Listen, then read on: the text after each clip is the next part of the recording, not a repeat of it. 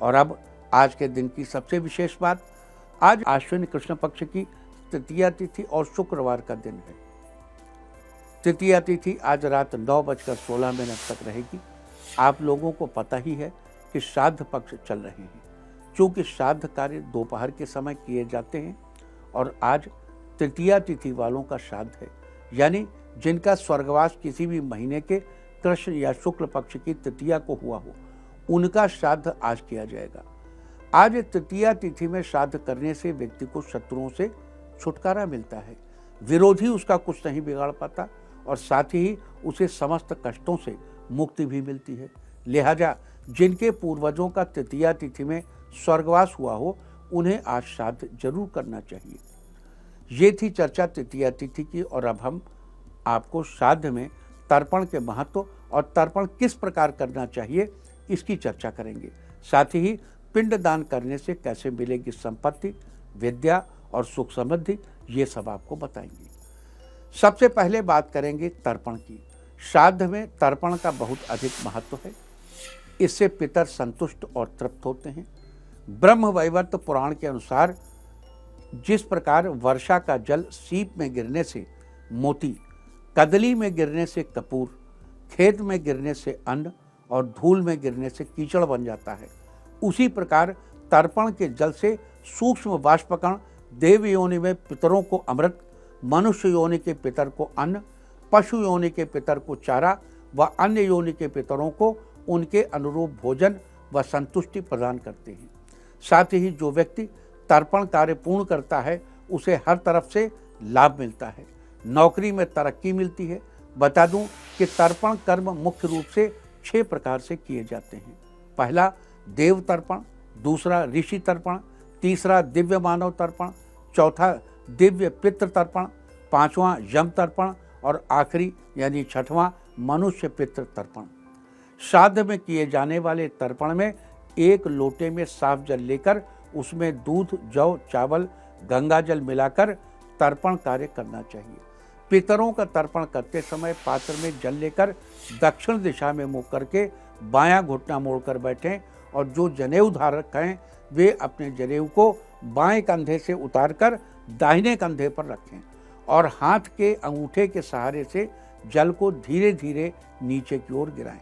ऐसे हाथ का जो अंगूठा है इसके सहारे इसमें जल लेकर ऐसे गिराना चाहिए जल को। जो अभी मैंने आपको तर्पण की मुद्रा बताई, इस मुद्रा को पितृ तीर्थ मुद्रा कहते हैं। इसी मुद्रा में रहकर अपने सभी पितरों को 3-3 अंजलि जल देना चाहिए।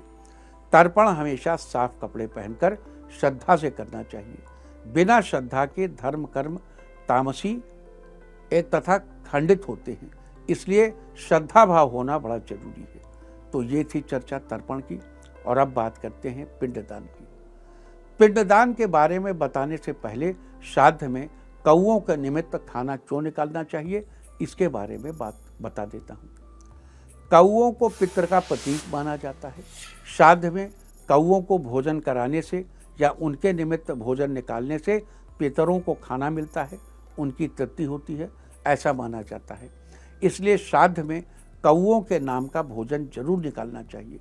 पितृपक्ष के प्रथम दिन पहला न्योता, दूसरा पूर्वज की मृत्यु की तिथि पर और तीसरा आमंत्रण नवमी तिथि पर और अंतिम बार पितृ विसर्जन कौओं को आमंत्रित कर भोजन कराने की या उनके निमित्त भोजन निकालने की परंपरा है।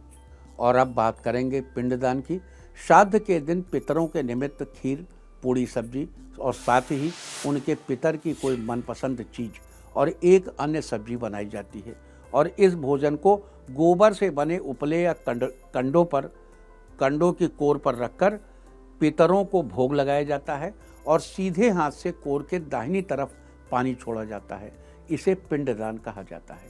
लेकिन कुछ शास्त्रों के अनुसार श्राद्ध कर्म में पके हुए चावल, दूध और तिल को मिश्रित करके पिंड बनाए जाते हैं और उसे सपिंडीकरण कहते हैं। यहाँ पिंड का अर्थ है शरीर। श्राद्ध में पूर्वजों के निमित्त पिंड बनाकर उनसे अपने आने वाले जीवन की शुभेच्छा की प्रार्थना की जाती है। पिंड दान करने वाले को उसके पूर्वजों के आशीर्वाद से संतति, संपत्ति, विद्या तथा हर प्रकार की सुख समृद्धि मिलती है।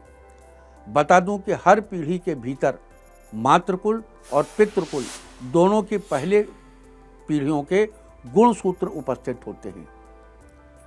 चावल के पिंड जो पिता, दादा, परदादा और पितामह के शरीरों के प्रतीक हैं, उन्हें आपस में मिलाकर फिर अलग बांटते हैं और जिन जिन लोगों के गुणसूत्र यानी जीन्स श्राद्ध करने वाले की देह में हैं, उन सबकी तृप्ति के लिए ये अनुष्ठान किया जाता है। पिंडदान दाहिने हाथ पे लेकर करना चाहिए और मंत्र के साथ पित्त तीर्थ मुद्रा से दक्षिणाभिमुख होकर पिंड किसी थाली या पत्तल में स्थापित करना चाहिए। पित्त तीर्थ मुद्रा में दक्षिण दिशा में मुंह करके बायां घुटना मोड़कर बैठा जाता है।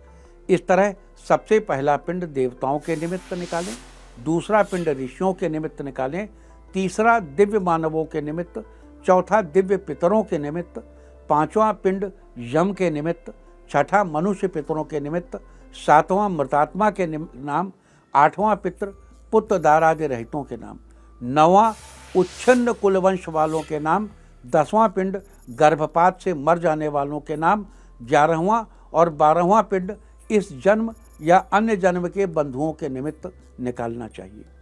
इस तरह 12 पिंड निकाले जाते हैं और उन पर क्रमशः दूध, दही और मधु चढ़ाकर पितरों से तृप्ति की प्रार्थना की जाती है और मंत्र का जप किया जाता है।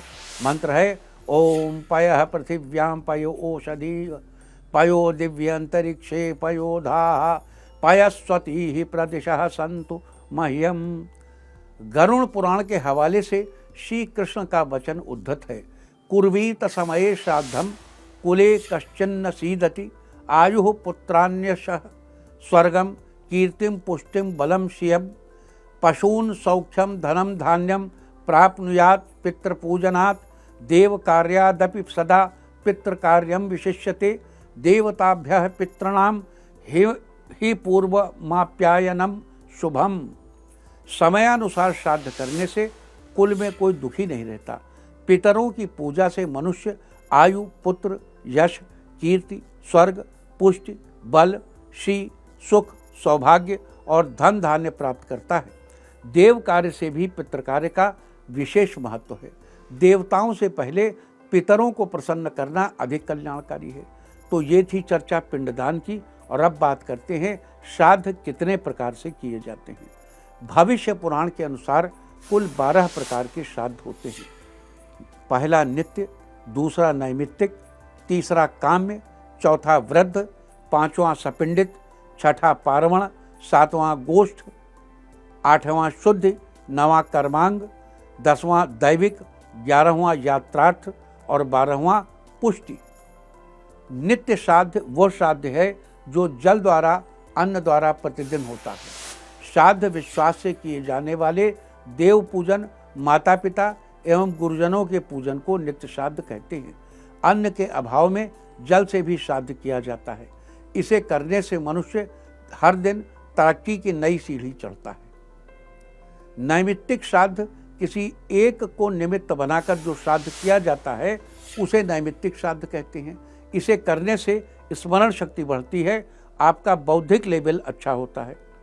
काम्य श्राद्ध जो कुछ कामना रखकर किया जाता है उसे काम्य श्राद्ध कहते हैं। इसे करके मनुष्य बड़ी से बड़ी उपलब्धियों को प्राप्त कर सकता है।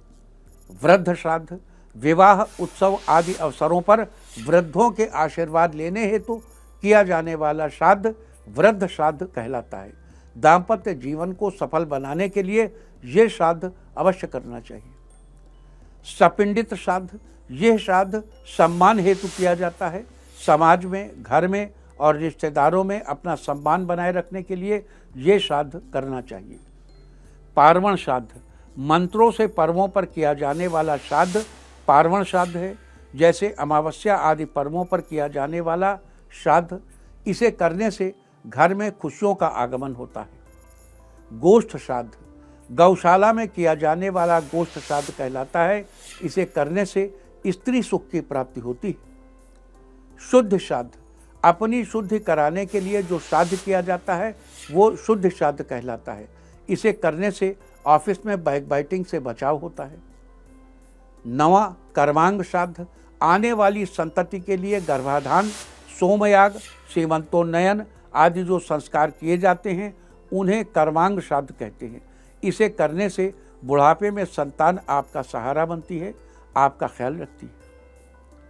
10वां दैविक श्राद्ध, देवताओं को प्रसन्न करने के उद्देश्य से दैविक श्राद्ध किया जाता है। इसे करने से आपको अन्न धन की कभी कमी नहीं होती।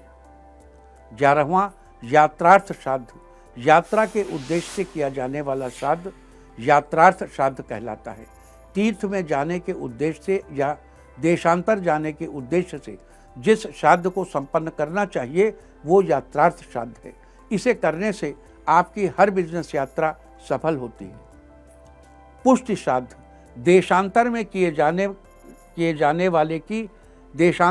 जाने वाले की पुष्टि के लिए जो शुभकामना की जाती है, उसके लिए जो दान पुण्य किया जाता है उसे पुष्टि श्राद्ध कहते हैं।